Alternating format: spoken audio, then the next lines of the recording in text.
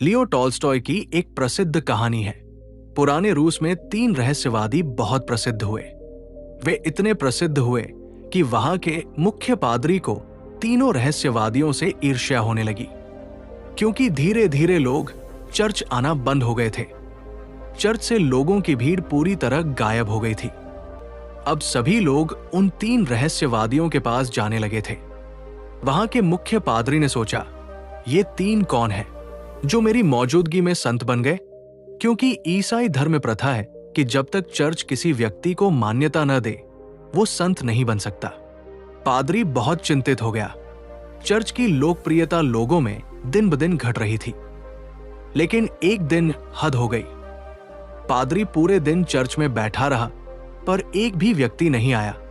पादरी का गुस्सा सीमा पार कर गया। उसने ठान लिया कि आज वो उन 3 रहस्यवादियों को नहीं छोड़ेगा। आज मैं तीनों को सबक सिखाऊंगा।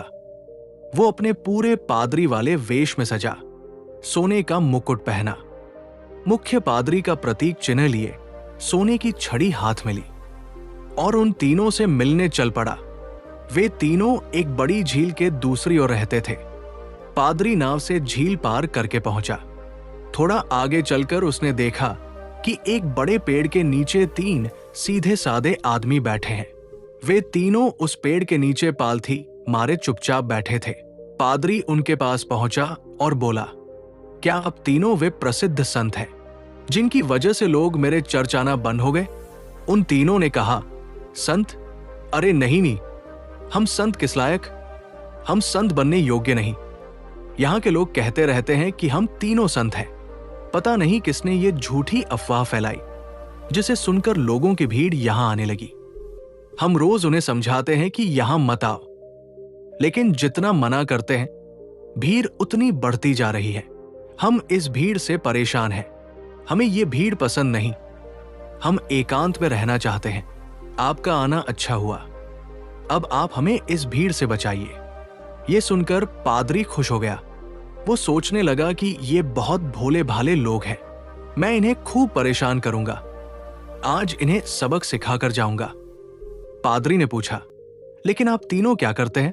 उन्होंने कहा, कुछ नहीं, बस इस पेड़ के नीचे बैठकर ईश्वर से प्रार्थना करते रहते हैं। पादरी ने पूछा, बाइबल कहाँ है? तीनों ने सिर झुका लिया। पादरी ने पूछा, क्या हुआ? उन्होंने कहा, अब आपको क्या बताएं? हम तीनों अनपढ़ हैं, पढ़ना नहीं आता। बाइबल रखकर भी क्या करेंगे? ये सुनकर पादरी और भी खुश हो गया। वो सोचने लगा, ये अनपढ़ हैं, फिर भी इतने लोगों को मूर्ख बना रहे हैं। आज मैं इन्हें पूरे शहर के सामने बेइज्जत कर दूंगा। पादरी ने पूछा, तो फिर प्रार्थना कैसे करते हो? क्या प्रार्थना याद है? ये सुनकर तीनों ने फिर सिर झुका लिया। पादरी ने पूछा, अब क्या हुआ? फिर सिर क्यों झुकाया? उन्होंने कहा, क्या बताए? आपको ये कहने में बड़ी शर्म आ रही है कि हमें प्रार्थना भी नहीं आती। पादरी हैरानी से बोला, क्या तुम्हें प्रार्थना भी नहीं आती? तीनों ने नहीं में सिर हिला दिया। पादरी बोला, तो फिर तुम तीनों प्रार्थना कैसे करते हो? उन्होंने कहा, आपके चर्च की प्रार्थना बहुत लंबी चौड़ी है। हमें अनपढ़ गांव वाले उसे याद नहीं दिला पाए और गलत पढ़ने का कोई फायदा भी नहीं। इसलिए बहुत सोच विचार करने के बाद हमने अपनी एक प्रार्थना बना ली है। यह सुनकर पादरी चिल्लाया, तुमने अपनी प्रार्थना बना ली? प्रार्थना सार्वभौमिक होती है। वो धर्म ग्रंथों में लिखी होती है। वो हजारों साल पुरानी है। ईश्वर ने स्वयं यीशु को यह प्रार्थना सिखाई थी। लेकिन तुम लोगों ने अपनी प्रार्थना बना ली। उन्होंने कहा, हमसे बहुत बड़ी भूल हो गई, हमें माफ कर दीजिए। हम अनपढ़ गरीब लोग हैं, हमें कुछ नहीं आता। अब आप जो प्रार्थना सिखाएंगे, हम आज से वही करेंगे। हम आपके पैरों पर गिरते हैं। हमसे बड़ी गलती हुई, हमें क्षमा करें और आप हमें अपनी नई प्रार्थना सिखाएं। लेकिन पादरी के मन में जिज्ञासा जागी। उसने सोचा, चलो देखते हैं इन्होंने कौन सी प्रार्थना बनाई है। पादरी बोला, पहले तुम लोग मुझे अपनी प्रार्थना सुनाओ। उन्होंने कहा, नहीं महोदय, हम अनपढ़ों की प्रार्थना में क्या रखा है, हमें और शर्मिंदा न करें। आप हमें अपनी प्रार्थना सिखाएं। पादरी नहीं माना। पादरी के बार बार अनुरोध करने पर आखिरकार वे अपनी प्रार्थना बताने के लिए तैयार हुए।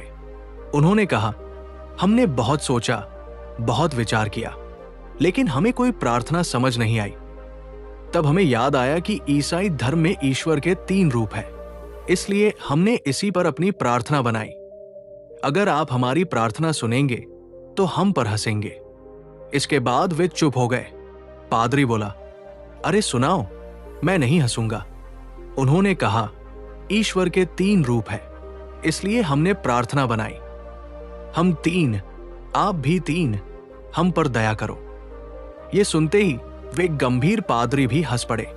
उन्होंने कहा, मैंने जिंदगी में कई प्रार्थनाएं सुनी, पर ऐसी प्रार्थना कभी नहीं सुनी। वो मन ही मन सोचने लगे, ये बहुत मूर्ख लोग हैं। आज मैं इन्हें इनके स्तर का एहसास करवा कर जाऊंगा। ये तीनों को मेरे पास चर्च आना ही पड़ेगा। तीनों बोले, आप हमें छोड़िए, अपनी प्रार्थना सिखाइए, हम आज से वही करेंगे। पादरी ने उन्हें चर्च की प्रार्थना सिखानी शुरू की। उन्होंने कहा, एक बार और। पादरी ने फिर सुनाई। उन्होंने कहा, एक बार और। पादरी ने तीसरी बार सुनाई। उन्होंने कहा, एक बार और, कहीं भूल न जाए। पादरी ने फिर सुनाई। उन्होंने कहा, एक आखिरी बार। पादरी बोला, घबराओ मत, कभी चर्च भी आ जाना। धीरे धीरे तुम्हारा जीवन भी सुधरने लगेगा। रोज आओगे तो ये प्रार्थना भी याद हो जाएगी। उन्होंने कहा, जैसी आपकी आज्ञा। पादरी बहुत खुश हुआ। उसने कहा, तुम लोगों से कोई डर नहीं, चर्च आओ, मैं तुम्हें माफ कर दूंगा और लोगों से भी मनवा दूंगा। उन्होंने कहा, बहुत बहुत धन्यवाद, आप बहुत महान व्यक्ति हैं। पादरी ने सोचा, गड़बड़ खत्म हुई, मैंने इन मूर्खों को लाइन पर ले आया। वो अपनी नाव से वापस लौटने लगा। नाव जैसे ही झील के बीच में पहुंची, कुछ लोग पीछे से चिल्ला रहे थे। पादरी और नाविक ने पीछे मुड़कर देखा।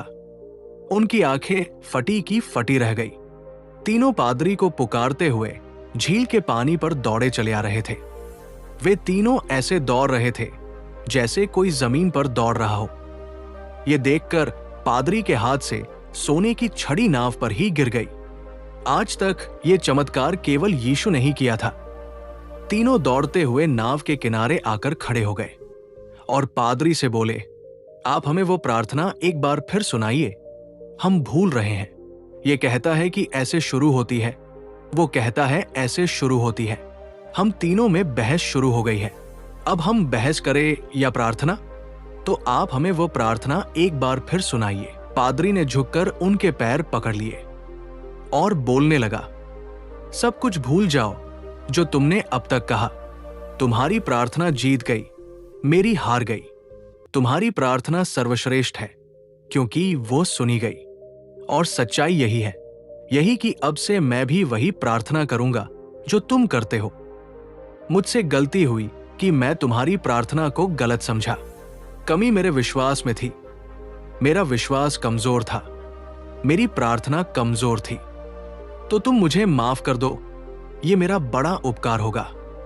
वे तीन रहस्यवादी बार बार कहते रहे, आप हमें अपनी प्रार्थना एक बार और सुनाइए। लेकिन वो पादरी चुपचाप सिर झुकाकर वहां से चला गया। इस कहानी से हम सीखते हैं कि प्रार्थना का धर्म ग्रंथों से लिया हुआ होना, बहुत प्राचीन होना या लाखों लोगों द्वारा मान्यता प्राप्त होना जरूरी नहीं। अगर हमारी प्रार्थना सच्ची है और पूरे हृदय से की गई है तो वो ईश्वर तक जरूर पहुंचेगी, चाहे वो 2 शब्दों की साधारण प्रार्थना ही क्यों न हो। उन 3 रहस्यवादियों की कहानी से हम सीखते हैं कि चाहे हम कुछ भी करें, उसे दिखावे के लिए नहीं करना चाहिए। जब भी हम कोई काम करें, हमारी पूरी आत्मा उसमें डूबी होनी चाहिए। उस काम के प्रति हमारा समर्पण पूर्ण होना चाहिए। अगर हम हर काम को इस तरह एकाग्रता से कर सके जैसा उन 3 रहस्यवादियों के साथ हुआ, उन्होंने इतनी श्रद्धा से प्रार्थना की कि वे नहीं, उनकी आत्मा प्रार्थना कर रही थी। और फिर उनकी प्रार्थना इतनी सच्ची हो गई कि ईश्वर भी उसे सुने बिना न रह सके।